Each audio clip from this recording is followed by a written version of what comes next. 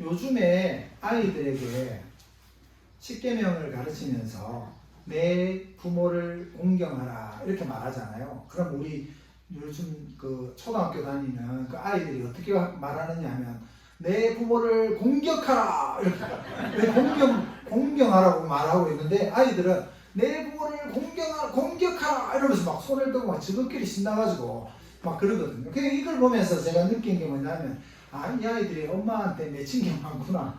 부모를 그냥 공경이라고 말했는데 공격하라라고 이렇게 눈에 들어온다는 것 자체가 조금 부모들하고 안 맞구나 하는 생각을 했어요. 그 부모에 대한 자녀들의 불만이 들어있는 표현입니다. 요즘에 근데 부모의 마음을 잘 아는 자녀들이 별로 없습니다. 이전에는 참 그래도 여러분들 때만 해도 참 여러분들은 좋은 자녀들이셨거든요. 그렇죠? 네. 좌우 다 효자 형하고 다 잘하셨잖아요. 부모님은. 이렇게 잘할 수가 없었어요. 근데 요즘에는 이제 시대가 변하면서 점점 그것이 좀 퇴색되어져 갖고 자녀들이 부모의 마음을 잘 몰라줄 때가 있습니다. 그러나 우리 교회 다니는 교인들은 이 1년에 최소 한 번에서 두 번은 그리고 매주일마다 십계명을 낭독하면서 내 부모를 공경하라. 이 말씀을 계속 듣거든요. 그러니까 교회 다니는 자녀들은 부모에게 잘하게 됩니다. 왜냐하면 그게 매주마다 들으니까. 그래서 이분들이 예수님을 믿어서 삶이 변화되었고 또 하나님의 명령이기 때문에 더 잘하려고 합니다. 그런데 이제 세상 사람들은 교회 다니는 사람들은 부모를 잘 공경하지 않는다. 이렇게 오해하는 분들이 좀 있습니다. 근데 여러분 잘 생각해 보십시오. 그 이유가 뭐냐면 제사 때문에 그런데 여러분 부모님이 살아계실 때는 잘 돌보지도 않다가 부모님이 돌아가시고 나니까 제사상을 싹 차려가지고 제사를 지내주면 그 자녀가 효자입니까? 효자가 아닙니까? 효자가 아닌 거예요.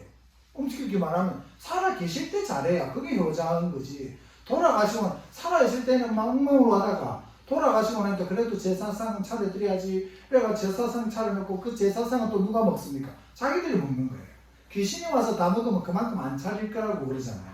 어떤 분이 제가 말하는 게 아니고 어떤 분이 만약에 상을 차려놨는데 귀신들이 와서 싹 다 먹고 가면은 아마 이렇게 상을 거대하게 안 차릴 거다. 이런 말들을 할 정도로 내가 결국은 상은 차리지만 결국은 제가 먹는 거예요. 그러니까 부모님이 살아계실 때는 안 하다가 돌아갔으니까 잘한다. 그렇게 되면 효자가 아닌 겁니다. 근데 여러분 교인들을 한번 보십시오. 교인들은 부모님이 살아계실 때 잘합니다. 일단 잘합니다. 그러고 나서 부모님이 돌아가시잖아요. 그럼 부모님이 돌아가신 그날을 추도하면서 추도라고 하는 슬픔의 날을 하면서 예배를 드립니다. 추도 예배를 드립니다. 그분들을 생각하면서 우리 부모님, 우리 아버지, 할아버지가 믿음으로 이렇게 사셨는데 감사하다 이러면서 예배도 드립니다. 그리고 또 우리가 언젠가는 이 세상을 떠나서 천국으로 가면 먼저 가 계시는 우리 할아버지, 할머니 그리고 우리 엄마, 아빠와 만날 것이다. 이런 기대감을 가지고 돌아가신 분들을 더 많이 생각합니다. 그럼 누가 또 효자입니까? 그러니까 우리가 여러분 이 세상의 눈을 좀 넓게 여셔야 되는데 우리가 위중리에 있기 때문에 위중리에만 보지 마시고 전 세계를 위중리에 있지만 요즘엔 인터넷이나 이런 게 잘 돼가지고 전 세계를 보잖아요. 한번 보잖아요. 세계는 엄청 넓습니다. 근데 한국과 지금 우리 한국이죠. 한국과 중국과 일본이라는 지역만을 우리가 주변에서 보다 보니까 잘 모르는 것들이 있는데 우리나라가 지내는 제사 있잖아요. 이 제사는 한국과 중국과 일본만 지냅니다. 거의 웬만한 나라, 전 세계 3개 나라 빼고 엄청나게 많은 나라들 중에 제사를 지내는 나라는 거의 없습니다. 그러니까 무슨 말을 제가 하느냐면 우리가 너무 이 좁은 세상 속에서만 살다 보니까 이게 단 줄 알고 살아가고 있는데 세상은 그렇지 않다는 거예요. 그러니까 오해하시면 안 돼요. 제 말을 그분들을 무시하는 게 아니라 현실을 볼 수 있는 눈을 열어드리는 거예요. 여러분 원래 제사는 아시아, 중국, 유교 때문에 이게 왔기 때문에 중국과 그리고 우리 한국과 일본이 주를 이루고 있고 그 외에는 거의 유교를 믿는 나라들이 많지 않기 때문에 거의 드리지 않습니다. 근데 이게 나중에는 제사가 타 종교하고 혼합이 된 거예요. 원래 한번 예를 들어 볼게요. 여러분 잘 생각해 보십시오. 불교를 믿는 분들은 윤회설이라는 게 있습니다. 윤회설이 뭐냐면 윤회설은 사람이 죽잖아요. 그러면 이 사람이 잘 살았으면 사람으로 다시 태어나고 잘 못 살았으면 개나 곤충으로 태어난다는 거예요. 무슨 말인지 아시겠죠? 그러니까 조상이 내가 잘 살았으면 사람으로 다시 태어나게 해주고 잘 못 살았으면 개나 곤충으로 태어나는 거예요. 그래서 스님들이 보면 길 갈 때 이 지팡이를 산에서 두드리는 건 개미 하나라도 내가 밟지 않겠다. 왜냐하면 그 개미가 자기의 조상일 수도 있다는 거예요. 그래서 더 신중하게 그 곤충들을 되게 생명을 중요하게 생각하는 사상이 윤회한다는 게 계속 돈다는 거예요. 그러면 여러분 한번 생각해 보십시오.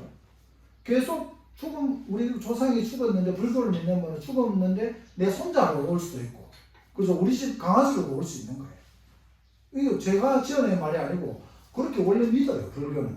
그러면 그렇게 되신 이렇게 조상이 다 돌았는 이렇게 윤회설을 해가지고 계속 돌고 있는데 어디에 제사를 지낸다는 거예요. 그러니까 원래 불교가 시작된 곳에서는 제사가 없습니다. 근데 유교와 불교가 우리 한국에서 살다 보니까 저 사람들은 제사를 하는데 왜 우린 제사를 안 해? 이러니까 이게 섞여서 지금 제사가 있는 거지. 원래 불교를 믿는 나라에 가면 제사가 없습니다. 왜냐하면 사상 자체가 이게 윤회설을 믿기 때문에 자기들이 믿는 사상으로 보면 제사 필요 없는 거예요. 그럼 여러분 요즘에 또 이런 상황 속이고 전 시대가 많이 바뀌었고 젊은 사람들은 의식이 많이 바뀌어가지고 이제 거기에 매여 있지를 않습니다. 그러나 우리 교회에서는 하나님께서 변하지 않으시는 하나님께서 내 부모를 공경하라 라는 명령을 우리에게 주셨습니다. 그래서 이 계명을 잘 이해하기 위해서는 두 개로 나누어서 설명해야 돼요. 여러분 부모를 공경하라 라는 말을 하나는 부모라는 말이 어떤 의미인지를 생각해야 되고 둘째는 공경하라는 말이 어떤 의미인지를 생각해야 돼요. 그러니까 두 개로 나누어져서 생각해야 됩니다.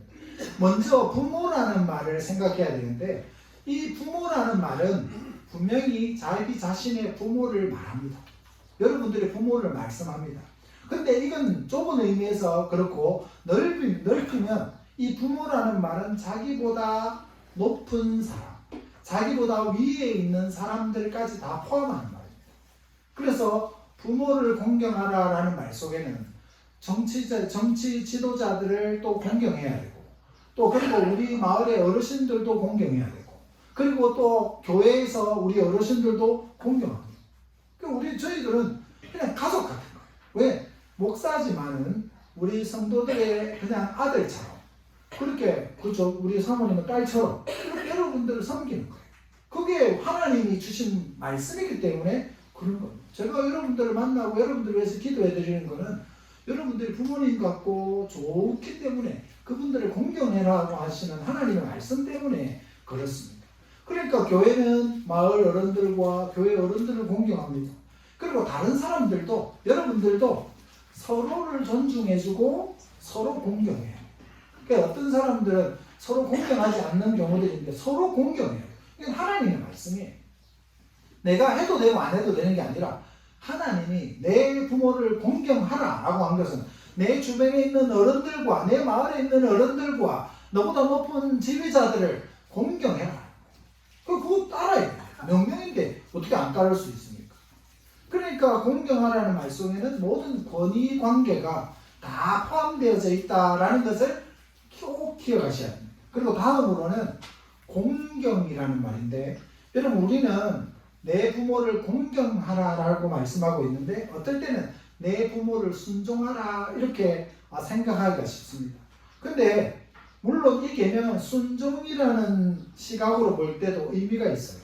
그러나 이 계명은 우선적으로 순종하라가 아니고 공경하라. 순종하라가 아니고 공경하라. 이 에베소서 6장 1절 말씀해 보시면 시작. 자녀들아 주 안에서 너희 부모에게 순종하라. 이것이 옳으니라. 여기서 순종하라는 말이 나오니까 공경과 순종이 같은 거 아니냐라고 생각하실 수도 있는데, 여기에서 에베소서에서 강조하고 있는 건 뭐냐면 자녀들아 주 안에서, 하나님 안에서 순종해야 된다는 거예요. 순종하지 못할 말을 하시면 주 안에서가 아니라 너 이제 앞으로 교회 다니지 마, 이렇게 말하면 순종할 수가 없는 거예요. 왜? 주 안에서가 아니기 때문에. 그래서 순종하는 것과 공경하는 것은 분명히 다릅니다. 예를 들어서 한번 제가 말씀을 드릴게요. 우리 부모가 우리에게 하나님의 계명에 대치되는 것을 명령할 때, 하나님 명령과 다른, 조금 전에 너 이제는 앞으로 하나님 믿지 말고 교회 다니지 마, 뭐 옛날에 부모님들한테 핍박받아서 교회 못 다니는 분들도 좀 있거든요. 여러분들 중에도 있으실 거예요. 그 교회 가지 마, 이렇게 하는 거예요. 그러면 거기에 대해서 어떻게 해야 되느냐? 우리는 여전히 부모님을 공경해야 하지만 순종할 수는 없습니다. 공경하지만 주 안에서가 아니기 때문에 순종할 수가 없는 거예요. 그래서 어떤 경우에도 우리는 순종 없이, 어떨 때는 순종 없이 부모님을 공경해야 될 때가 있어요. 그러나 우리가 겉으로는 부모를 순종하고, 겉으로만 부모를 순종하고 마음속으로는 부모를 무관심하고 무시하고 이러면서 순종하고 있으니까 부모를 잘 섬긴다, 이렇게 말할 수 없다는 것입니다. 그것은 부모를 잘 공경하는 모습이 아닙니다. 하나님께서는 우리에게 하나님과 우리 이웃을 사랑하라라고 명령하셨습니다. 하나님은 하나님을 사랑하고 내 이웃을 사랑하라. 이게 십계명의 완성이에요. 하나님 사랑, 이웃 사랑. 우리 이웃을 사랑하는 거예요. 그래서 우리가 이웃을 사랑하라고 하는 말 속에는 우리 부모님이 받아야 할 순종뿐만 아니라 사랑도 포함되어 있고, 우리 마을에 있는 어르신들에 대한 그 사랑과 그런 마음들이 포함되어 있어야 된다는 거예요. 비록 자녀들이 부모를 선택하지는 않았지만 하나님께서는 자녀들에게 부모를 주셨습니다. 이 부모는 좋은 분일 수도 있고 좋지 않은 분일 수도 있습니다. 그리고 어떤 부모님은 예수님을 믿는 부모님일 수도 있고 예수님을 안 믿는 부모님일 수도 있습니다. 그렇지만 경우가 어떠할지라도 하나님께서는 자녀들에게 부모를 공경하라라고 명령하십니다. 여러분, 물론 부모가 자녀들에게 좋지 않은 것을 요구할 때 자녀들은 순종할 수가 없습니다. 그렇지만 이런 경우에도 자녀들은 부모를 공경해야 합니다. 여러분, 부모의 명령을 순종할 수 없을 때, 부모님이 좀 요구하는 것이 맞지 않을 때, 예를 들어서 부모님이 남의 집에 가서 도둑질을 해오라 이렇게 시키는 부모들이 없을 것 같지만 있거든요. 예를 들어서 그런 말도 안 되는 일들을 할 때 순종할 수는 없어요. 교회 가지 마라. 예를 들어 우리 교인들은 교회 가지 마라, 예수님 믿지 마라, 성경책 보지 마라 이렇게 할 수 있기 때문에 우리는 순종할 수가 없습니다. 그럴 때 화를 내면서 큰 소리로 부모님과 다투거나 성내게 하는 것이 아니고, 저는 하나님께 순종해야 하기 때문에 부모님의 그 명령을 순종할 수 없습니다 라고 겸손하게 온화하게 말해야 된다는 거예요. 예수 믿는 우리도 우리가 부모와 맞지 않아도 우리가 겸손하고 온화하게, 저는 하나님의 명령에 순종해야 되기 때문에 아버지의 그 말씀은 따를 수가 없습니다 라고 말해야 된다는 거예요. 이건 아주 어려운 일입니다. 솔직히 쉬운 일은 아니죠. 유교 문화에 속해 있는 우리가 볼 때는 말도 안 되는 이야기라고 할 수도 있습니다. 그래서 거절을 지혜롭게 잘 할 수 있도록 하나님의 능력과 성령 하나님의 도움을 받을 수 있도록 많이 기도해야 그 일을 할 수 있습니다. 여러분, 부모 공경의 형태는 이제 자녀의 나이에 따라서 달라지는데, 자녀가 어릴 때는 누구 말을 많이 듣습니까? 부모님 말을 많이 듣습니다. 아이가 점점 자라면서 그 자녀는 스스로 이제 결정하게 되고 부모의 말에 대해서 생각하게 되고 판단하게 됩니다. 부모의 거를 이걸 따라야 될지 말아야 될지를 이제 아이들이 생각하게 됩니다. 그리고 그 자녀가 분가하거나 출가하여서 스스로 가정을 가지게 되면 또 부모님을 오히려 이제 돌보는 자리에 오르게 됩니다. 그리고 부모님이 아주 연로해지게 되면 반대로 자녀들이 부모님을 위해서 많은 것을 결정하게 됩니다. 여러분, 5째 계명을 지키는 형태는 다를 수 있지만 우리는 이 계명을 어떤 경우에서든지 완전하게 지켜야 됩니다. 하나님의 말씀이니까 완전하게 지켜야 됩니다. 하나님께서 부모를 공경하라는 계명을 주실 때 너희는 20세나 30세에만 부모를 공경하라, 이게 아니지 않습니까? 죽을 때까지 부모님을 공경하는 것입니다. 부모를 둔 자녀들은 어느 경우에나 이 계명을 지켜야 됩니다. 또 하나, 우리는 부모라는 말을 할 때 낳은 부모만 생각할 때가 있어요. 우리는 부모님 하면 우리를 낳아주신 분이니까 부모님이다 라는 생각을 할 수 있는데, 그러나 부모를 통하여 우리를 이 땅에 태어나게 하신 아버지 하나님, 영적인 아버지 하나님이 계십니다. 여러분들이 몰라서 그런데 우리 한번 성경 말씀을 통해서 한번 볼게요. 시편 139편 13절과 14절 말씀 시작. 주께서 내 내장을 지으시며 나의 모태에서 나를 만드셨나이다. 내가 주께 감사하오니 나를 지으심이 심히 기묘하심이니라. 주께서 하시는 일이 기이함을 내 영혼이 잘 아나이다. 여러분, 하나님께서 여러분들의 내장을 지으셨고 여러분들의 모태에서 여러분들을 만드셨어요. 이게 하나님이 여러분들을 태어나게 하지 않으셨으면 여기에 못 옵니다. 그러니까 부모님들이 사랑해서 내가 태어났다, 맞는 말입니다.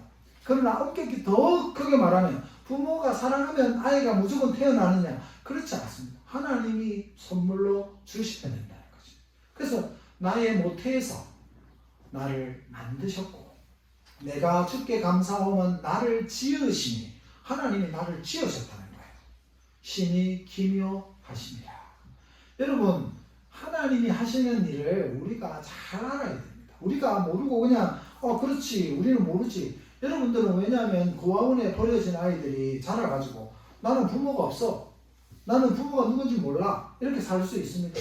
그러나 부모가 없다 모른다가 부모님을 만나면 이분이 내 부모님이구나 하고 알게 되는 것처럼, 여러분들이 예수님을 모를 때는, 교회를 안 다닐 때는 하나님이 내 아버지인지 어떻게 됐는지 모르다가 사탄에게 빼앗겨 살다가 이제는 하나님이 여러분들을 구원해서 하나님을 자녀로 삼으신 거예요. 그러니까 하나님이 우리 아버지가 되신 거예요. 여러분들이 위급할 때 제일 많이 부르는 게 뭡니까? 하나님이잖아요. 힘든 일이 있거나 갑자기 어려운다, 아이고 하나님, 이렇게 왜 부릅니까? 그 마음속에 하나님을 알만한 것들을 하나님이 주셨기 때문에 그런 거예요. 그래서 그 하나님을 우리는 예수님을 믿을 때 아빠, 아버지라고 부를 수 있게 되었습니다. 우리 요한복음 1장 12절 말씀 함께 읽어보겠습니다. 시작.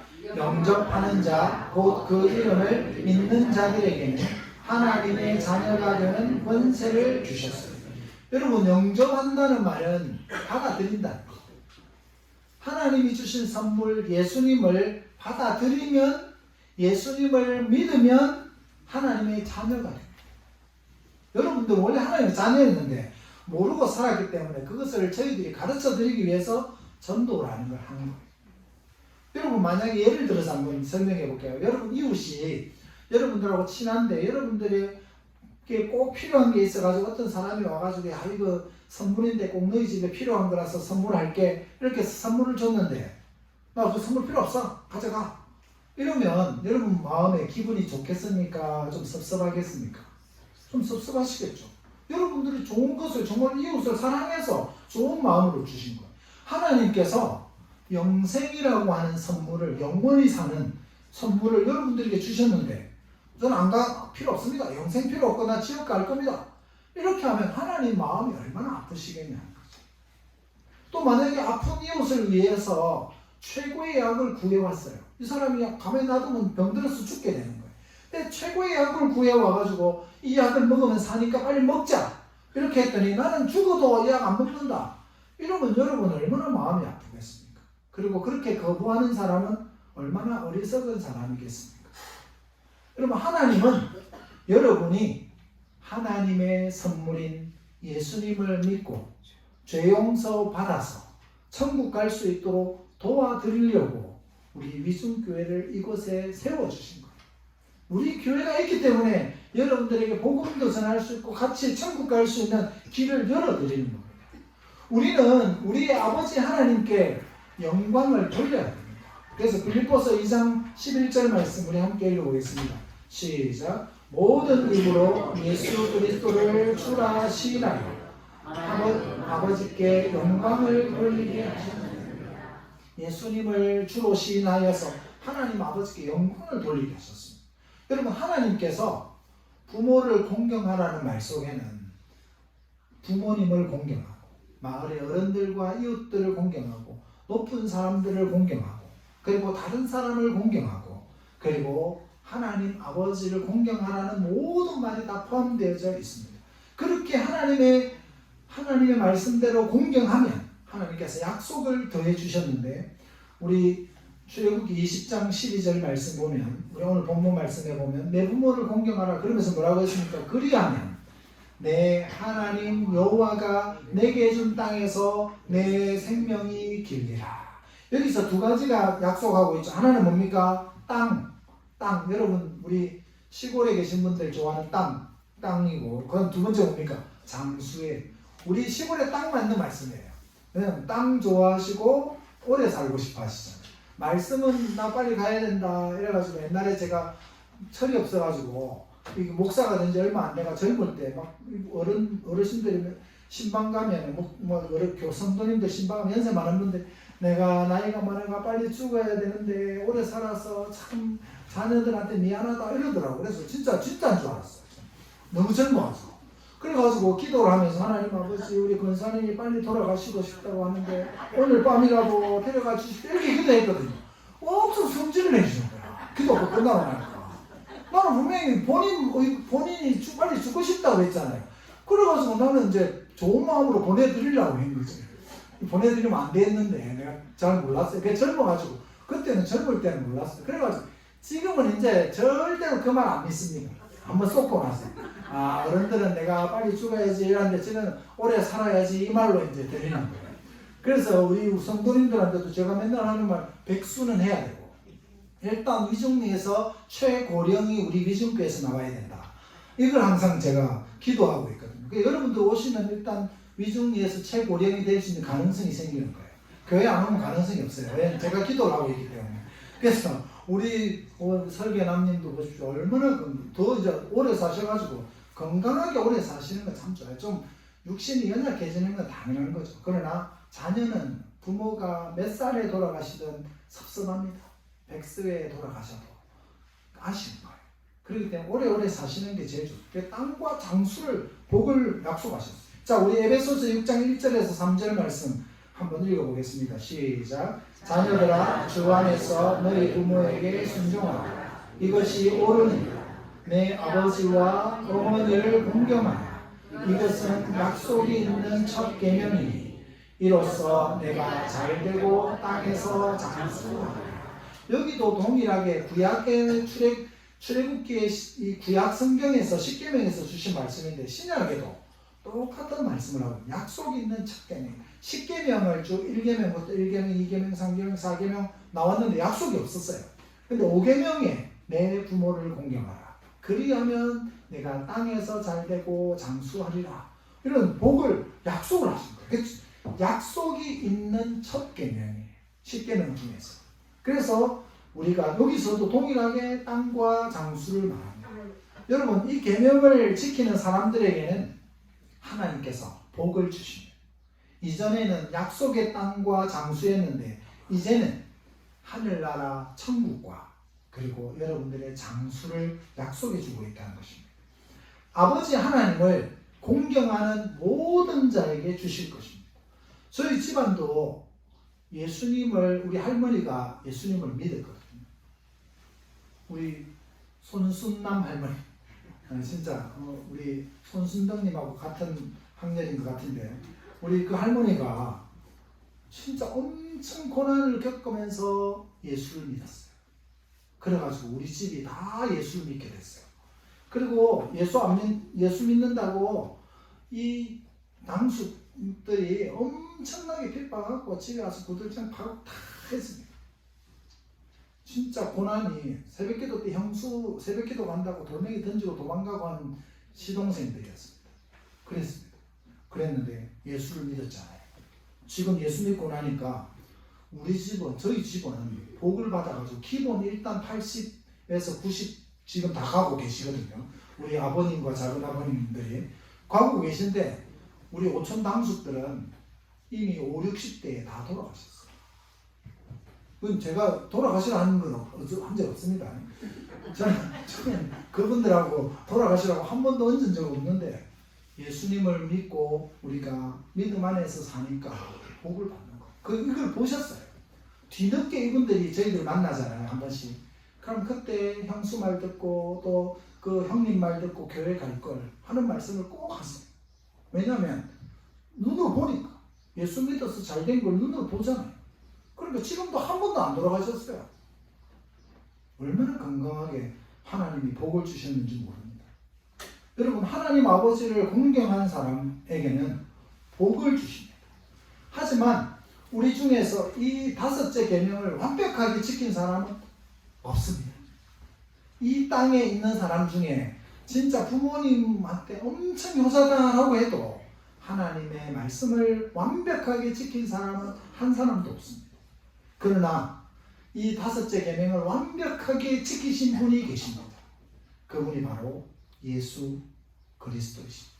예수님은 이 계명을 완벽하게 지키셨습니다. 예수님은 하나님 아버지의 말씀에 순종하여서 십자가에 죽기까지 순종했습니다. 하나님을 공경했습니다. 그리고 악한 대제사장이 총독 빌라도가 예수님을 고문하고 핍박할 때도 그들의 권위를 인정해 줬습니다. 그들을 공경했습니다. 예수님은 하나님 아버지께서 여러분을 구원하기 위해서 지라고 하신 그 십자가를 탁 지시고 죽기까지 하나님을 공경하셨습니다. 예수님만이 아버지 하나님을 가장 잘 공경한 분입니다. 그러나 여러분은 아버지 하나님께 불효한 분들도 있습니다. 아버지 하나님께서 보내신 구원자 예수님을 믿지도 않고 교회도 다니지 않는 불효를 하나님 앞에 범하고 있다는 것입니다. 그래서 한 번 죽는 것은 사람에게 정하신 걸 다 죽는다는 거예요.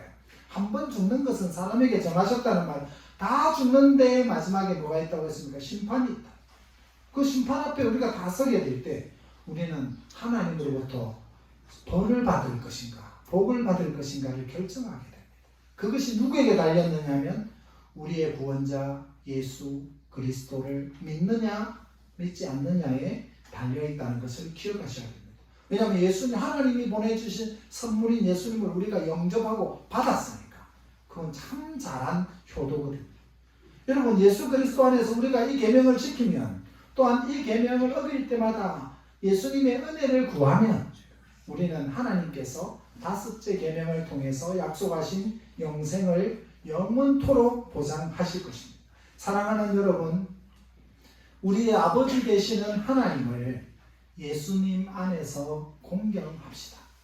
우리의 부모와 연로하신 성도님들과 마을 어르신들을 부모님처럼 공경하고 섬기면서 하나님의 말씀에 순종합시다. 우리 아버지 하나님을 공경하여 하나님께서 약속하신 구원과 천국과 영생의 복을 다 받아 누리시는 여러분 되시기를 우리의 구원자 예수님의 이름으로 축복합니다. 아멘. 기도하겠습니다.